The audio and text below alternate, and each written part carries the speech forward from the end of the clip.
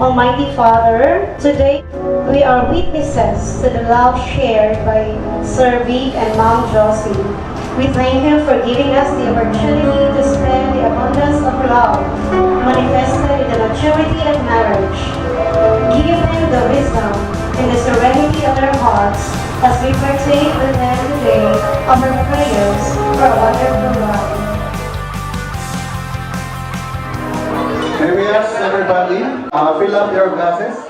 First of all, we would like to thank God Almighty for this wonderful day, most important day in the lives of our parents. Papa and Mama are so proud that this day has come, 50th year of your wedding.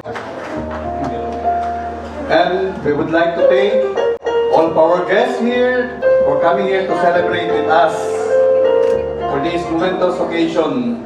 As what our parish priest has said in his homily, we have to shout out this day. This is an example for all of us that ganito dapat is how it should be, that husbands and wife will be together till death do us part.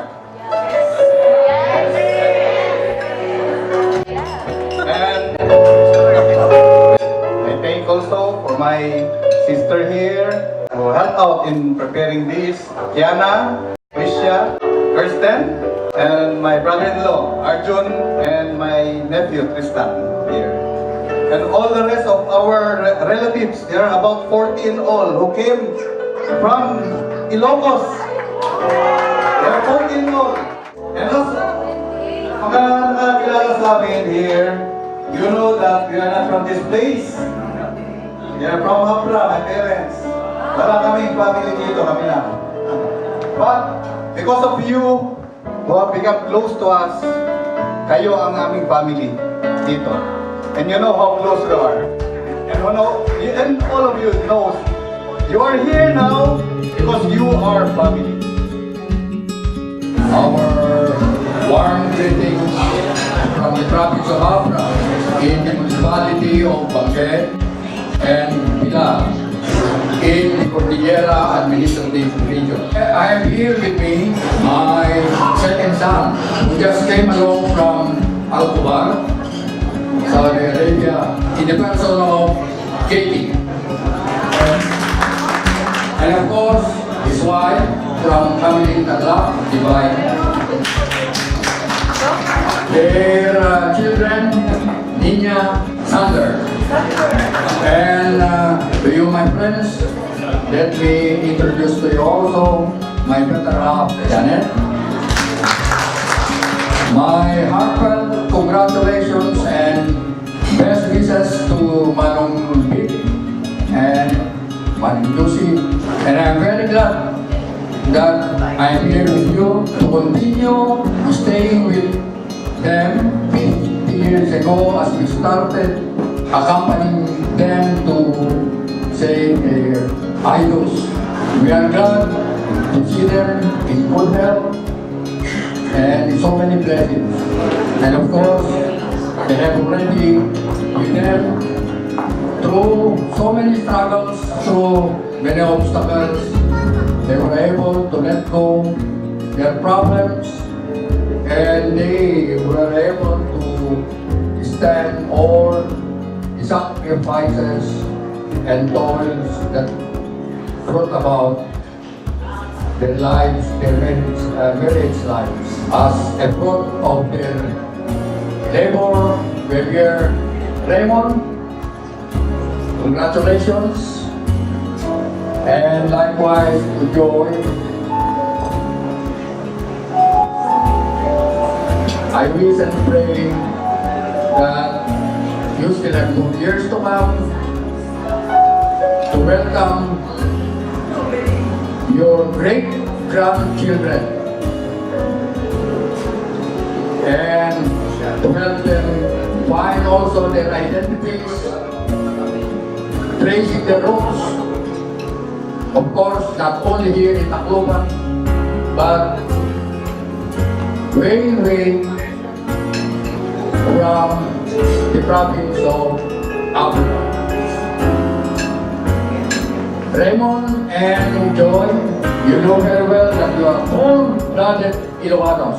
I wish that you are always with us to hope and pray that Manong Pete and Manong Sipit as co-head when we were still young in the province. We wish and pray for you always, and may you have more years to come in your life. Thank you very much.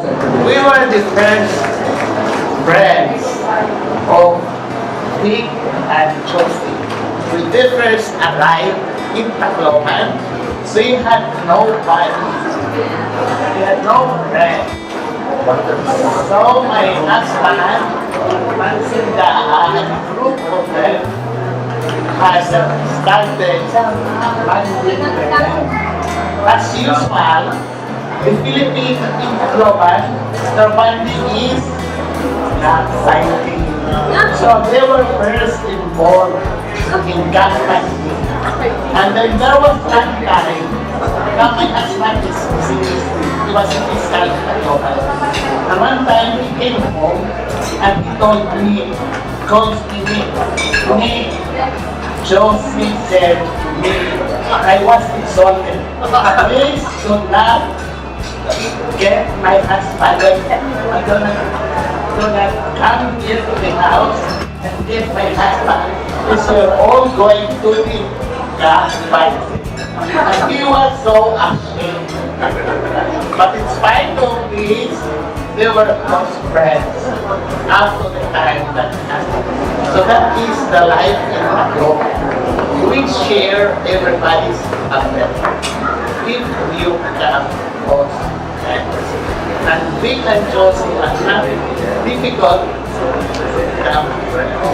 Thank you again, and hope that we will continue to live another 21 years. Josie has been my co-teacher at Marasbaras Elementary School. We met in 1998 when I was first assigned there. So Mana Josie served as my mentor also. Parang mga second parents ko po sila. Up to the time na nag-aral ang mga anak ko, sila pa rin ang nilalapitan ko. Kaya I cannot really forget the teachers in Marasbaras Elementary School, especially Mana Josie. So please try to continue helping other people so that we will also reach your diamond wedding anniversary. Wow! Oh my God! First of all, I would like to thank everyone for coming. Mama and Papa, thank you for everything. For the love and support. Even if I have a family of my own already, full support pa rin si Mama and Papa. Always pray to God for good health, strong always. I love you so much, Papa and Mama. Again, thank you to our relatives and friends of Papa and Mama. Thank you so much. 50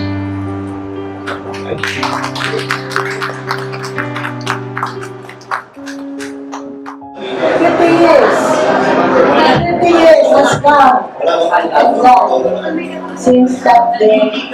God blessing us with two wonderful children who have done us proud by reaching the highest levels of success in the career paths they have chosen for themselves.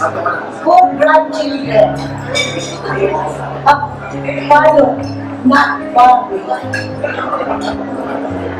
They went through the ups and downs. They put God at the center of our marriage. Everything to go well.